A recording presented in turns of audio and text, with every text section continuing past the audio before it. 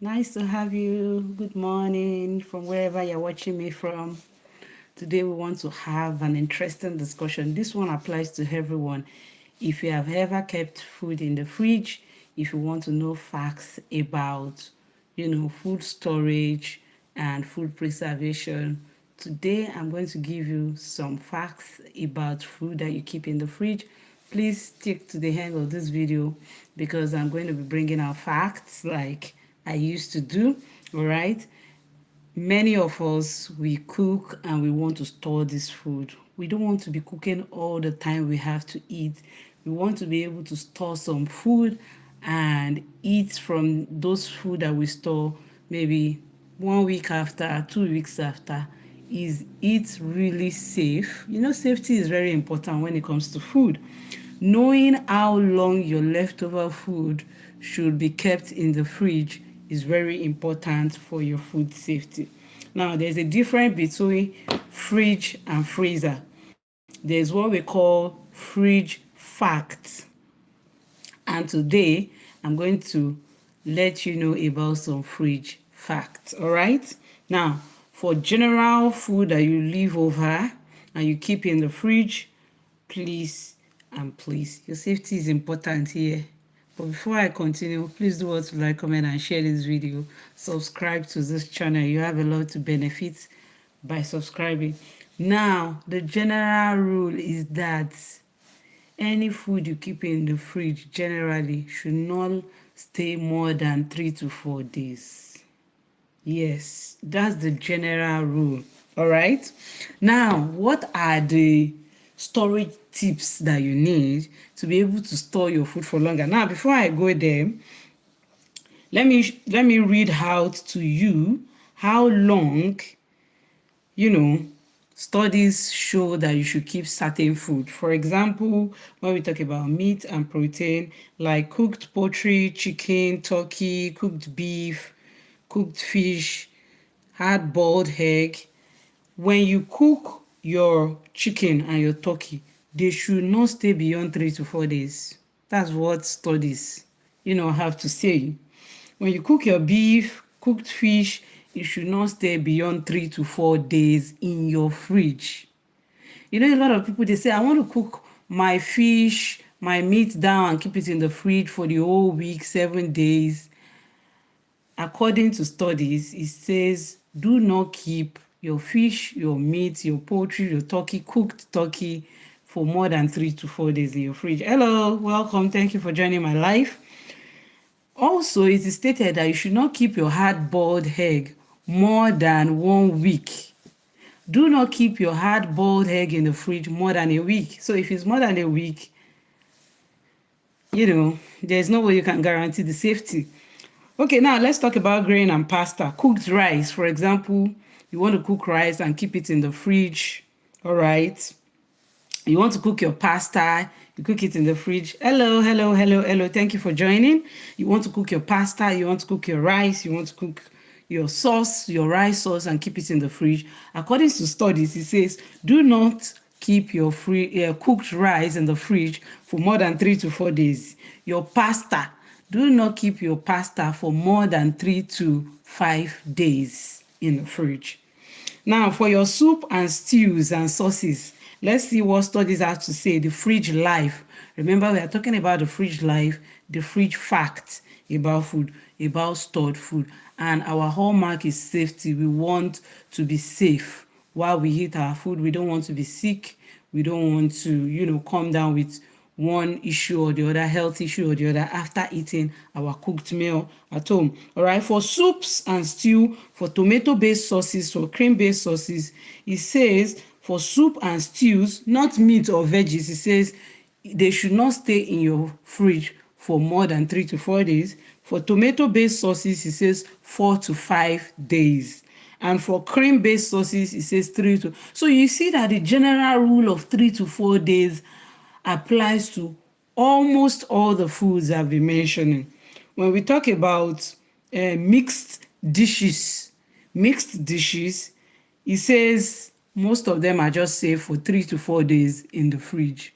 And if you want to prolong the life of your food in your fridge, there are things you can do. All right. I said the general rule is to keep cooked food for between 3 to 4 days. But if you want your food to stay longer without losing taste, without having mold, without having bacterial problems, all right, there are things you can do. Now, what are the tips? Fridge tips, to prolong the shelf life. This one now is fridge life, not shelf life, because we are not putting it on. We want to prolong the fridge life, let's put it that way, of our cooked food. Number one, make sure that you keep your food in airtight containers. Don't put your food just anyhow and then just toss it in the fridge. Make sure you store your cooked food, in airtight container. The presence of oxygen promotes bacterial activities. I think I've mentioned this in one of my talks. Please go ahead and watch all other videos that I've made about food safety. All right. The presence of oxygen promotes, all kinds of reaction, enzymatic reaction, microbial reaction, chemical reaction in your food. But when you store your food in airtight container, you exclude oxygen, all right? That is more or less like vacuum packing, vacuum sealing. You exclude oxygen, and that way the fridge life of your food can be extended a little bit more. Maybe from 3 to 4 days to 4 to 5 days or 4 to 6 days. All right. Another crucial thing you can do is to refrigerate within 2 hours of cooking. I mentioned that for your cooked rice, for your cooked pasta, for sauce, most of them stay between 3 to 4 days. All right. Now, ways you can preserve them to stay for a longer period is that you immediately package them in well-sealed container and put them in the fridge within 2 hours of cooking. This thing is all about garbage in, garbage out. If you put food that is filled with a lot of contamination into your fridge, you don't expect it to come out after 3 to 4 days in a perfect way. No, those organisms would have multiplied. So you make sure that you pack up your food within 2 hours of cooking, seal them in air-sealed container, and put them in the fridge. All right. That way they can stay longer. Also note that reheating, when you are reheating, the way you thaw even your food matters. The way you reheat the food that you even put in the freezer also matter.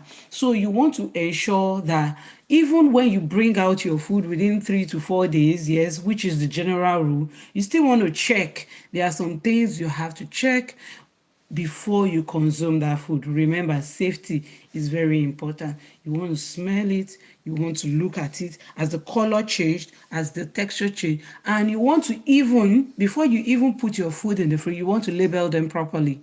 All right. If you are the type that cook like in bulk, you want to label them. You want to put even the dates that you cooked the food on here.